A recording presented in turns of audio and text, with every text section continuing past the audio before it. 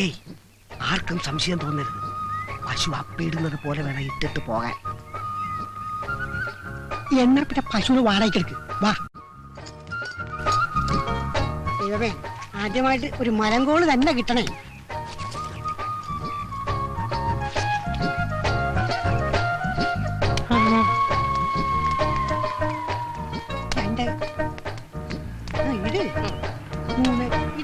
പശുവിനേക്കാളും നല്ലത് പോത്താണ്. അതുകൊണ്ടല്ലേ ആശ നിന്നെ തന്നെ ഈ പണി ഏൽപ്പിച്ചത്. ഇടാ വാഴ പിടിക്കാണ്ട് അള്ളു വെക്കണം പോട്ടെ.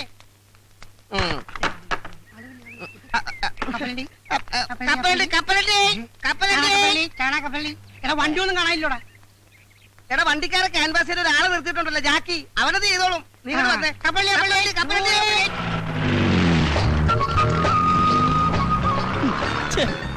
ഈ ഡ്രൈവർമാർ തെണ്ടികൾ ഇങ്ങനെ തുടങ്ങിയാൽ ബാക്കിയുള്ളവൻ എങ്ങനെ ജീവിക്കും എന്റെ കർത്താവേ?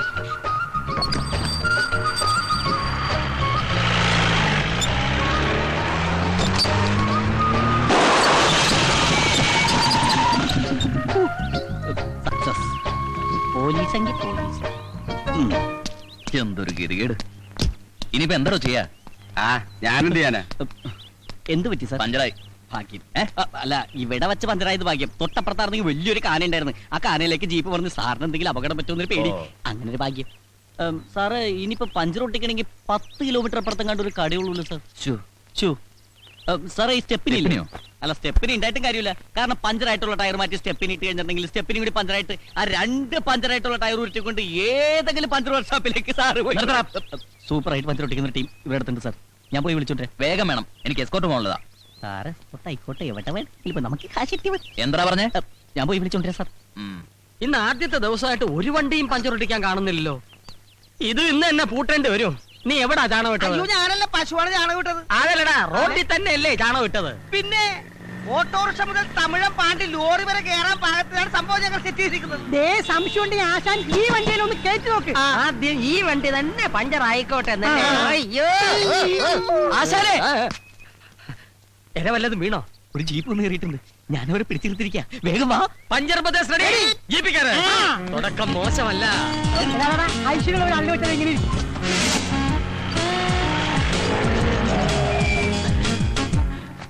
പോലീസ് ജീപ്പാണെന്ന് നേരത്തെ പറയായിരുന്നു. എന്താ തെണ്ടി?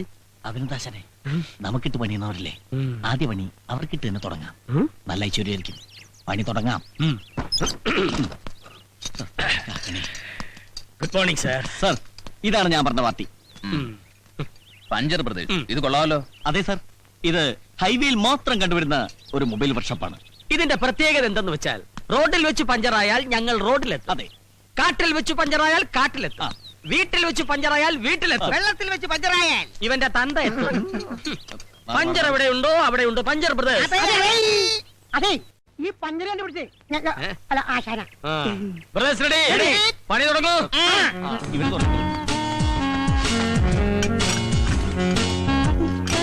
സാറ് നിന്ന് കാലി കഴിക്കണമെന്നില്ല. തീരെ സാറ് പോയി ചാടിച്ചിട്ട് വാ. അസനേ, പിന്നൊരു കാര്യം. ആദ്യമായിട്ട് കിട്ടിയ കോളാ. എന്റെ ഷെയർ എനിക്ക് കൃത്യമായിട്ട് കിട്ടണം. ഷെയറാ? എടാ, നാട് മുഴുവൻ കള്ള ട്രിപ്പ് അടിച്ചു കിടന്നിരുന്ന നിന്റെ വണ്ടി പോലീസുകാരുടെ ഉത്സാഹപ്പിരിവും RTO ഏമാന്മാരുടെ ഉല്ലാസപ്പിരിവും ഒക്കെ കഴിഞ്ഞ് തിരിച്ചെത്തുമ്പോ വണ്ടി ഓടുന്നതിനേക്കാൾ ലാഭം ഓടാതിരിക്കുന്നതാണെന്ന് പറഞ്ഞ് എന്റെ മുമ്പിൽ വന്ന് നിന്ന് മോങ്ങിയ നിന്നെ ഓച്ചന്തുരത്തിലെങ്ങാണ്ട് ഒരു പഞ്ചർ കട ഇട്ടിട്ട് ഒരു സൈക്കിൾ ടയറിന് പോലും പഞ്ചറൊട്ടിക്കാൻ വശമില്ലാതെ ചൊറിയും കുത്തിയിരുന്ന ഈ സലീമിനെയും കൈവെള്ളയിൽ 500 ഉലുവ എടുത്തു വെച്ച് പൊട്ടം ബിസ്ക്കറ്റ് കണ്ടമാരി എന്ത് ബിസിനസ് ചെയ്യണമെന്ന് അറിയാതെ മേലോട്ട് നോക്കിയിരുന്ന ഈ പീറ്ററിനെയും ചേർത്തിണക്കി പഞ്ചർ ബ്രദേഴ്സ് തുടങ്ങണമെങ്കിൽ എന്റെ ഈ തലയിൽ ഒരു സാധനം ഉണ്ട്. ഉണ്ടാക്കായിരിക്കും. അല്ലടാ, കണക്ക് പറഞ്ഞാൽ 50% ഷെയർ നീ എനിക്കാ തരേണ്ടത്. ഓക്കെ. സാർ, എല്ലാം ചേർത്ത് 150 രൂപ. പിന്നെ സാറിന് പോലീസുകാരൻ അതിന്റെ പേരിൽ 50 രൂപ കുറച്ച് തന്നാ മതി അല്ലേ? അത് മതി. അപ്പൊ 100 രൂപ. 200 രൂപ എന്നാണ് 50 രൂപ കുറച്ചത്. 150 രൂപ എണ്ണി തരണം. പഞ്ചർ ഒട്ടിച്ചതിനും കാശ് കുറച്ചതിനും ഒക്കെ നന്ദിയുണ്ട്. Thank you. അപ്പൊ ഞങ്ങൾ പോയിട്ട് വരാം. അപ്പൊ സാർ കാശ്? ഏതെങ്കിലും പോലീസുകാരന് എന്തെങ്കിലും കാര്യത്തിന് ആർക്കെങ്കിലും കാശ് കൊടുത്ത കാര്യത്തിന് താൻ കേട്ടിട്ടുണ്ടോ? അല്ല സാർ, ഒരു മാസം ജോലി ചെയ്തിട്ട് ശമ്പളം കിട്ടാതെ വന്നാലുള്ള അവസ്ഥ? അത് ഞാൻ അഡ്ജസ്റ്റ് ചെയ്യും. ഓ, കൈക്കൂലി അല്ലേ? ശരി. ഈ ജാതി കേസ് കെട്ടും കൊണ്ടുവന്ന അള്ളു വെക്കുന്ന വണ്ടിക്കായിരിക്കില്ല നിന്റെ. അയ്യോ പാവാ പുതിയതായിട്ട് കിട്ടിയ പണിയാ, ആദ്യമായിട്ട് കിട്ടിയ ചാൻസും പണവും പോയില്ലേ. ഇനിയിപ്പോ വീട്ടിൽ എങ്ങനെ കാശ് കൊടുക്കും? ഓ നിങ്ങക്ക് 3 പേർക്ക് മാത്രമല്ലേ ഉള്ളൂ വീടും കൂടി, ഞാനൊരു അനാഥനല്ലേ. ശരി brothers get ready, location shift.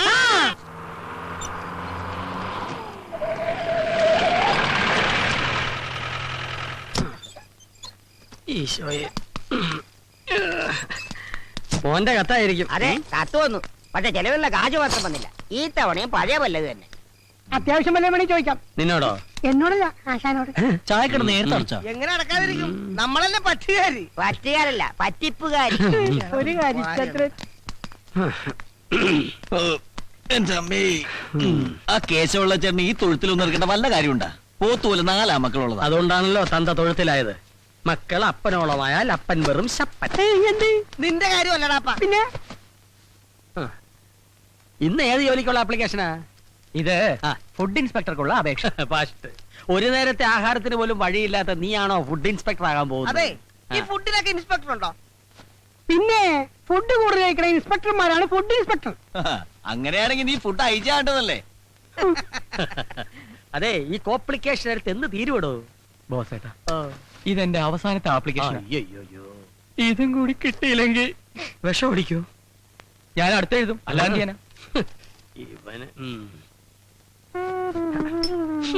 മാറ്റം നിനക്കൊന്നും തോന്നുന്നില്ല. ശീലമായി പോയി. എടാ, നിന്നോട് പല പ്രാവശ്യം പറഞ്ഞിട്ടുണ്ട് കീടനാശിനി കുപ്പികൾ ഇങ്ങനെ തുറന്നു വെച്ചേക്കായിരുന്നു. എന്തൊരു ഗന്ധം. എന്തോ ഇത് കൊട്ടാരമൊന്നും അല്ലല്ല. നിങ്ങളെ പോലെ തന്നെ ഡെയിലി 10 രൂപ വാടക കൊടുത്തിട്ടാണ് ഞാൻ ഇവിടെ കഴിയണത്. ഈ മണം കുറച്ച് സഹിക്കേണ്ടി വരും. വെറുതെ അല്ല നിന്റെ കീടനാശിനി എന്ന് വിളിക്കുന്നത്. ഇവൻ ഈ സത്രം മാറ്റിച്ചേ അടങ്ങും. ദാ, നീ മാവില് മരുന്നടിച്ചിട്ട് അതില് തേങ്ങ ഉണ്ടായെന്ന് കേട്ടല്ല? അതേപോലെ പറ്റിയതാണ്. മരുന്ന് മാറിപ്പോയി. എങ്ങനെ അടിക്കണ്ടായിരുന്നു മാവിനടിച്ച്. അതെ, മാസ വാടകയും ചോദിച്ചു ഓണർ ഒരാളെ വിട്ടായിരുന്നു. 5-6 വണ്ടി ഒന്നിച്ച് പഞ്ചറാകട്ടടാ. വാടക മുഴുവൻ ഒറ്റ അടിക്ക് കൊടുക്കുക. ഇല്ലെങ്കിൽ ഒറ്റ ഇടിച്ച് പുറത്താക്കും എന്ന് പറഞ്ഞാണ് പോയേക്കണത്.